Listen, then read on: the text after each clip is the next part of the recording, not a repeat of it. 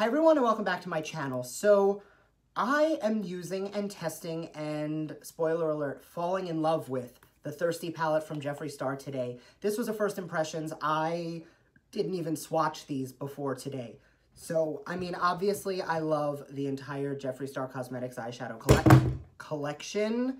I'm really happy with how the palettes perform, so I was itching to get my hands on this one. And honestly, it did not disappoint. I'm using shades from these palettes as highlighters, blush, contour, etc. today, just because I do love how multi-purpose they were, especially the first palettes, which were much bigger, so you can use these for blushes and bronzers a little bit easier. But I did tap into all four palettes today, but all of the eyes are the Thirsty palette. This is the star of the show. I hope you are into that. If you are, make sure to keep on watching. And please don't forget to subscribe because I do upload twice a week and that is the best way to stay up to date on all the fun stuff I'm posting. So without further ado, let's get right into this Thirsty palette review. So I am going to be dipping into the Thirsty palette, obviously, but I did dip into all four palettes today. Courtney from the Beauty Killer palette is one of my all-time favorite contour shades, and China White is a beautiful brightening shade, so I actually did use Courtney to contour and China White to brighten. I dipped into Androgeny and I took a little bit of frosting and some of sweetener from Blood Sugar, and those are the highlight on the cheekbones today. And I also took a little bit of Tongue Pop from Blood Sugar, that is the blush. So I'm using all of the palettes today, but for the eyes, we are going to be testing out and playing with the Thirsty palette. So I'm going to jump right in. The eyes are already set and primed down, and I did set them with translucent powder, not a shadow, so we'll see how everything blends. But if the formula is anything like the previous formulas, I know I'm going to love it. So right off the bat, I'm going to have to figure this mirror thing out. Okay, right off the bat, this middle row are all a super foiled metallic, which they are a different formula from his normal shimmer shades, so I'm really excited to play with those. But supposedly the mattes are identical, just different colors. So if they perform like the other ones, I'm going to love them. I'm going to start by taking Taste Buds, did I point to the right one? Yes, the salmon-y shade right here. And I'm just going to take this and use it to define the entire crease. And I am going to kind of blow it out over today because I'm going to be dipping into these vibrant shades down here. And when I do go into a more vibrant shadow, especially one that's so cool toned, I like to have a really warm crease.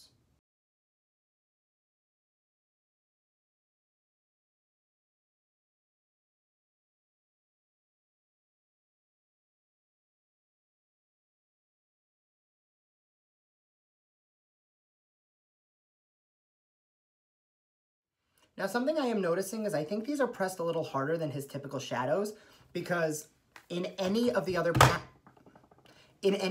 palettes, if I dip into a shadow with a brush, I get quite a little bit of kick up, which I don't mind, and plenty on the brush. What I'm noticing with these ones is the first like 2 or 3 taps, I'm really not getting a lot of product, and then it starts to come off. So there's definitely pigmentation.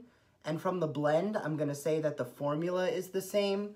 The only thing I'm seeing that's a little differently is that they're pressed a little harder. So for those of you who complained in the past that you didn't love the amount of kick up from the pans, you know, the pigmentation is the same and you can definitely build the shades up the same, but you have to like get into the pan a little bit more. I totally don't mind that. I actually prefer it. So now that we have that as like a salmon-y transition shade, I'm going to go into Bitch right here in the center, which I hope the pan is being done justice from the camera, but it is like almost a fluorescent orange. And I'm gonna take that onto the orbital bone, which is the part that protrudes right here above the crease. And I'm just going to add some additional warmth. Yeah, these are building up really nicely, just like his normal shadows, once you like tap into the brush 2 or 3 times. So now that we have that down, I'm going to dip into Parched, which is the matte. It's off-white. It's not as bright as China White or Glucose, but it's definitely like a bright shade, and I'm going to use that as just a matte brow bone highlight. And I am going to dip into that a few times and just use that to diffuse the product on the top of those other shades. I do like taking a shadow like this and using it to really clean up those lines. Now, I'm not sure where the blues are gonna end up going. I'm kind of winging this. So I am going to kind of work on the top and bottom at the same time. So I'm gonna start with Taste Buds and basically go into Bitch after that, mirroring exactly what we did on the top on the bottom.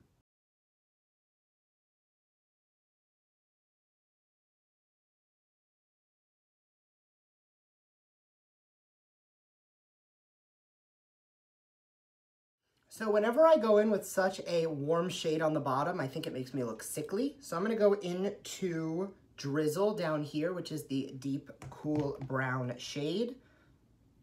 And I'm just gonna run that really close to the lower lash line.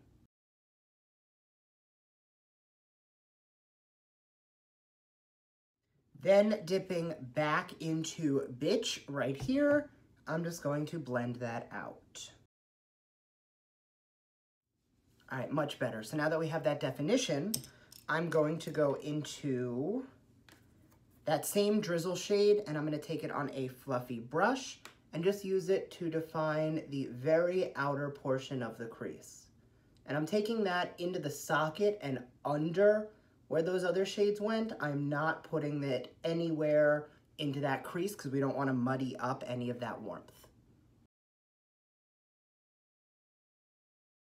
Then going back into that fluffy brush with a little bit more of Taste Buds, I'm just going to blur the edges to make sure that these warm shades are really coming through. Now I'm gonna try this dry first just to see how it goes, but I'm gonna lay down a little bit of like a halo almost with these two blue shades. I'm gonna start with Splash, the more aqua shade on the inner and outer portion of the eye. Then I'm gonna take Submerged on the middle, and then I'll layer one of these really vibrant frosty shades on top of the halo.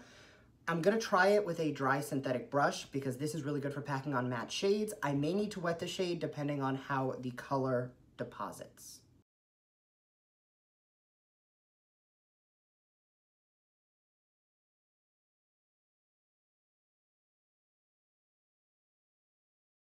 That actually is depositing beautifully.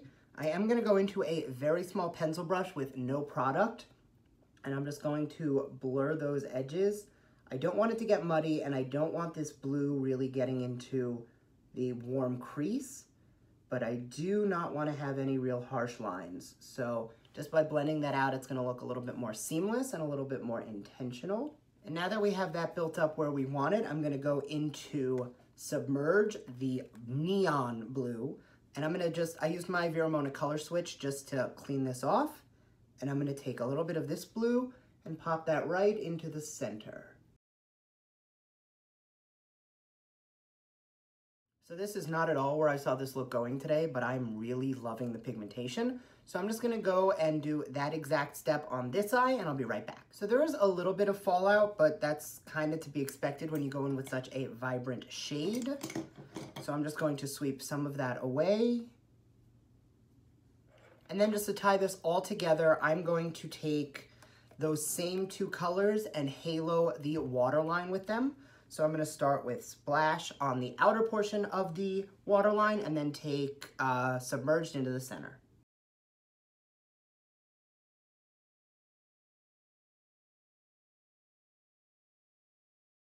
Then going back into a crease brush with no additional product, I'm just going to once again blend out that crease. And then one more time on the big fluffy brush, going into a mixture of Taste Buds and Bitch, I'm just going to re-intensify that warmth. Okay, so this is looking really pretty and it is very matte. Obviously, if you really dig matte shadows, you can stop here. I have to play around with the shimmers, like there's no way not to.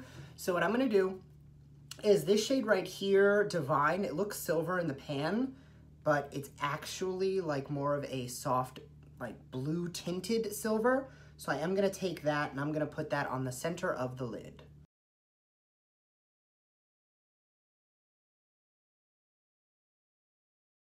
I'm definitely gonna have to play with it more on its own, but I think I'm having some issues pressing it on that I have to like wet it a little on my finger, which is weird.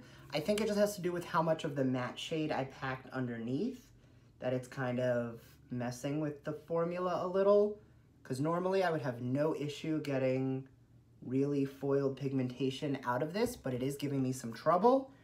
So, like, it swatches beautifully and it's really intense, but I am going to say that this shimmer might not, this formula, let's say, might not layer really well over other shadows. You might have to work with them a little bit, especially because they are so, like, on the chunky glitter side. All right, I'm going to try packing it on with a brush and see if that is a little bit better than the finger. I know that in Jeffree's reveal video, he said it works best with your finger, but again, because I packed on all of that matte shade, it might be giving me an issue. Yeah, that's much better. So wetting a brush and going in is definitely the way to go if you like layering your shimmers over your matte shadows. That's giving us a lot of nice payoff, and that's actually really pretty. Okay, so that did take a little bit of work to build up, but now that we're there, I'm really loving how it looks. To highlight the inner corner, I'm gonna go in with a shade that's a little bit warmer, just because it's gonna kind of take over and match the highlight and go into the crease. So I'm gonna go into Filthy Rich, the gold, that's not it, the gold right here, and I'm just gonna take that on the inner corner. It's pretty. I'm gonna try and apply it wet to see if that will intensify it any. Oh yeah, definitely. So I know that in the reveal video, Jeffree said that you can play with them wet, you can play with them dry, you can take them with a brush, but you prefer the finger. I am gonna say that the best way to apply these is wet and with a brush, because I'm getting so much more like vibrancy and metallic finish and color payoff when I go in with a brush. So I'm just gonna go throw on some lashes. I think I'm gonna do Nubounsom Bellas. I wasn't gonna do these, but the Lipstick Nick and Jeffree Star Behind the Brush tour is going on right now. Nubounsom is one of the sponsors, so I figured just to kind of tie it all together, I would use these together. And I'm also going to throw on a lip.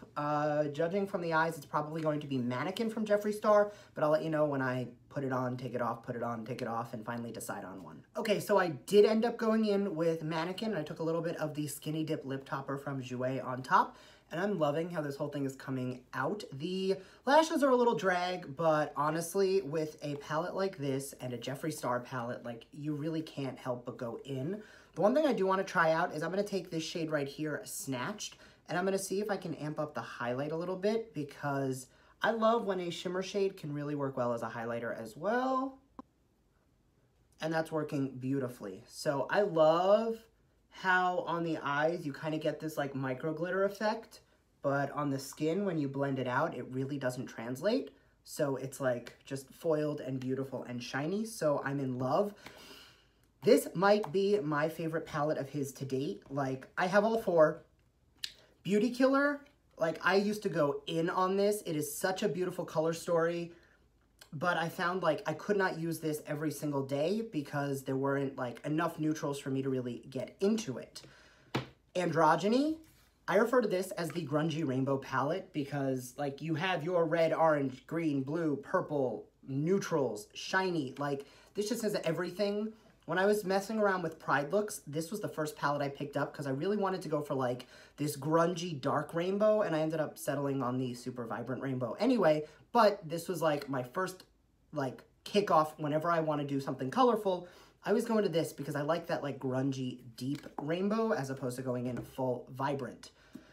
Beauty Killer is, or was until Thirsty, my go-to neutral palette of the Jeffree Star collection. Like, I have a bunch of palettes that I love, but this one, specifically because of this row right here, I could do any neutral look with all of my natural neutral soft glam browns, and then throw in a pop of purple or red to warm it up or really just grunge it out, and really do whatever I wanted with it.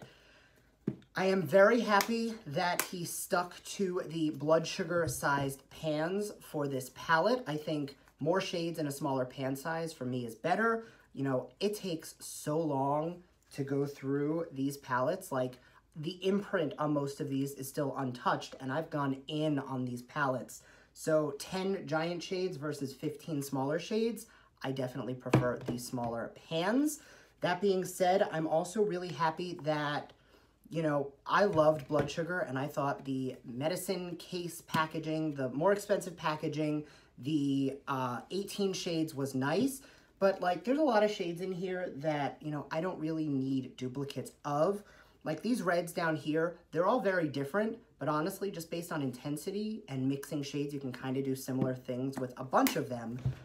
This palette, I feel like he stuck to the basics. There's not a single shade in here that I think is unnecessary. You have your cool tone brown for warming up the crease. I can't speak. You're not warming with a cool shade. You have your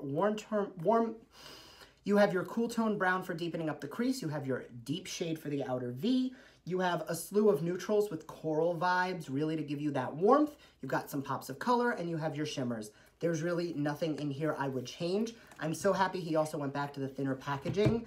This is stunning, and it sits up on there, but it is impractical to pack and travel with. So if I'm ever going anywhere, I wouldn't take Blood Sugar, but I'm much more likely to take Thirsty. So I am so happy with this palette. I hope you enjoyed this video. I'm going to be doing a bunch more tutorials with it, but I'm really loving this like vibrant sorbet blue meets coral fantasy going on. So I hope you enjoyed it too, and I will see you next time. Bye.